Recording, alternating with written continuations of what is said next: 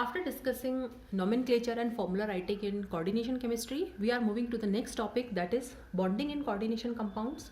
And the first theory that we are going to discuss is valence bond theory or VBT. Now, what are the main postulates of VBT? The first point is the central metal atom or ion makes available a number of vacant orbitals for the formation of coordinate bonds with the ligands, and the number of vacant orbitals are equal to the coordination number. If the coordination number is 4, 4 vacant orbitals are required. If the coordination number is 6, 6 orbitals are required. Okay. Now, what is the purpose of doing this? Because we know that in coordination compounds, there is donor-acceptor bond. So, ligands will be donating the electron pair. And for this, the metal must have vacant space in it. So, if the vacant orbitals are not there, the metal will make the vacant orbitals or the empty orbitals available. Now, the s, p and d orbitals will hybridize to give a set of equivalent orbitals of definite geometry such as octahedral, square planar, which also depends on the coordination number. So, if the coordination number is 4, the hybridization can be sp3 and the geometry is tetrahedral. If the coordination number is 4, the hybridization is dsp2 and again the geometry is square planar. If the coordination number is 6, the hybridization can be d2sp3 or sp3d2. In both the cases, octahedral complexes are formed. Now the empty hybrid orbitals of metal will overlap with the filled orbitals of ligand to form the coordinate bond. So this is how in VBT hybridization is done. Okay. So now we'll take some examples in order to understand this concept. The first complex is this. So suppose the question comes that explain the hybridization and geometry in this complex. So direct a question comes that explain the geometry and hybridization of any complex can be given to us. So first of all, what we'll do, we'll calculate the oxidation state of central metal. So what is the oxidation state? It is +3. Now atomic number of cobalt is 27. So it is argon 4s2 3d7. So what is cobalt 3 plus? It is argon 4s0 3d6. Now we'll write the ground state. It is 3d, it is 4s, it is 4p. Okay. So 1, 2, 3, 4, 5, 6. Now 3d6 are there. Now 4s is vacant and 4p is also vacant. Now it depends upon the coordination number that how many vacant orbitals are required. Since the coordination number is 6, so I require 6 vacant orbitals. But I am having only 1, 2, 3, 4. So two possibilities are there. Either I can use the 4d orbitals which are available, okay, or I can pair these electrons. This all depends upon the nature of ligand. Sometimes the ligands are such that they cause the pairing of inner electrons. So here ammonia is such that which will cause pairing of electrons. So 4d is not required here. So electrons are paired, okay, like this. Now you can see 6 orbitals are vacant. So the hybridization is d2sp3 and this is the complex formed. Okay, so this is d2sp3. So I am putting crosses. Now crosses means electron pair from the 6 ammonia molecules. So these are 6 NH3 molecules. Okay, so it depends upon the nature of ligand that whether the electrons are paired in the inner orbital. Now here inner d orbitals are used, or whether the outer orbitals are involved. Okay. Now since all the electrons are paired, this complex is diamagnetic. Now what is the geometry of the complex? It is octahedral. Okay, because 6 are there, so I can make the geometry. So this is cobalt. Now 6 ammonia are there, so I am putting arrows for the coordinate bond. So this is NH3.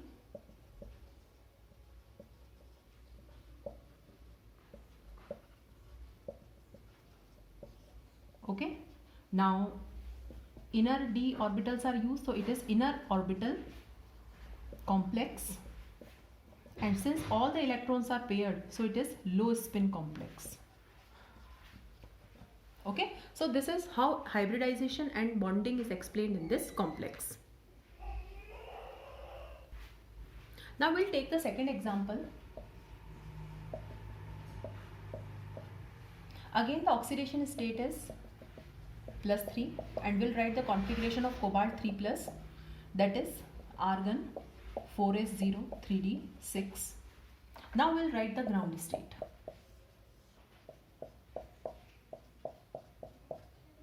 This is 3d, this is 4s, this is 4p.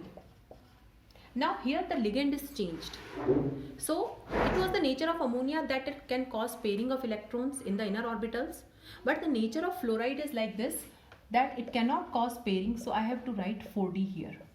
Okay, so here electrons are not paired and instead outer orbitals are used, so hybridization is sp3d2. So this is the complex.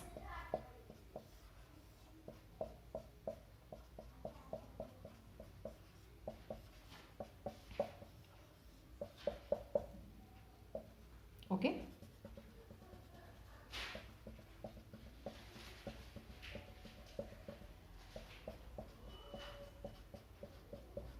so these are the 6 fluoride molecules, fluoride ions, sorry. Okay, now what important thing is there, since the inner orbitals are used, it is, sorry, outer orbitals are used, so it is outer orbital complex because the 4d are used. Second, now you can see unpaired electrons here, so it is paramagnetic, and since it is paramagnetic, it is high spin complex. Spin means unpaired electrons. Okay, so if the unpaired electrons are more, it is high spin. If the unpaired electrons are 0 or less, it is low spin complex, and the geometry will be same, that is octahedral. Okay, so this is how it depends upon the nature of ligand. Some of the ligands can cause pairing and some of the ligands do not cause pairing. So we have some ligands, for example ammonia, cyanide, carbon monoxide.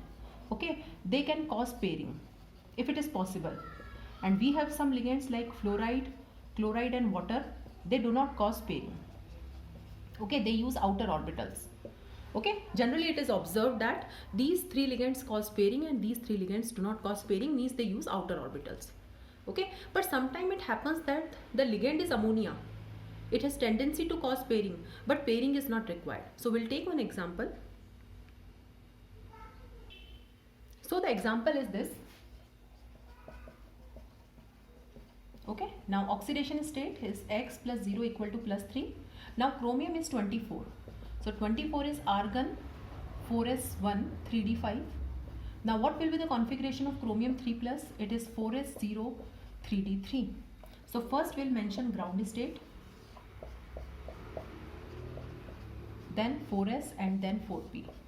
Now you can see that although ammonia is having that tendency that it can cause pairing, but it does not require pairing. Why? Because already 6 orbitals are there. Okay, so 1 like this. So here the hybridization will be D2sp3. So here no pairing is required. So directly I will make the complex structure. So it is not always there that pairing will be done. Okay, so this is the hybridization. So these are the lone pairs. Okay, lone pairs from the 6 ammonia molecules. Okay, so it is, since the inner orbitals are used, so it is inner orbital complex. Unpaired electrons are there, so the complex is paramagnetic. Definitely it is octahedral complex. It is high spin like this. Next we are going to discuss the examples of coordination number 4. Now first we are going to discuss this complex.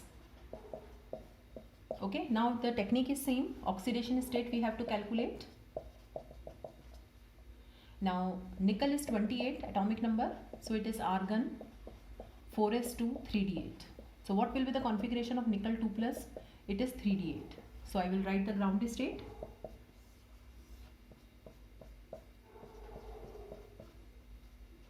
So this is 3d, this is 4s and this is 4p. Okay, now I told you that it depends upon the nature of ligand. Now 4 orbitals are there, 1, 2, 3, 4. But the tendency of cyanide is it can cause pairing. So excited state will be there.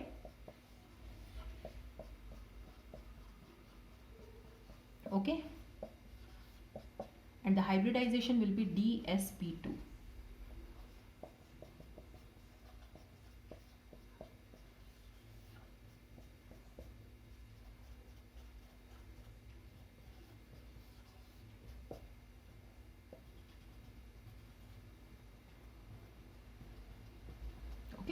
So these are 4 cyanides.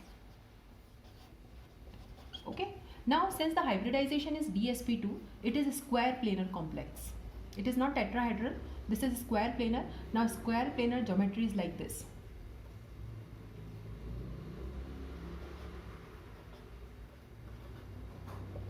Okay. Now since electrons are paired, so it is diamagnetic complex. So this is about coordination number 4. The second example is NiCl4 2-. Again the oxidation state is +2. Again nickel 2+ is 3d8. So we'll write the ground state.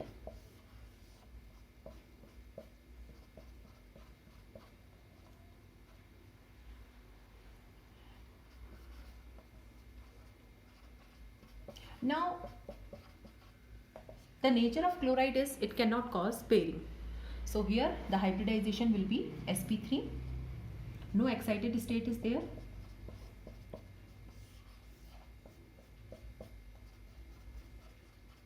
Okay, so hybridization is sp3.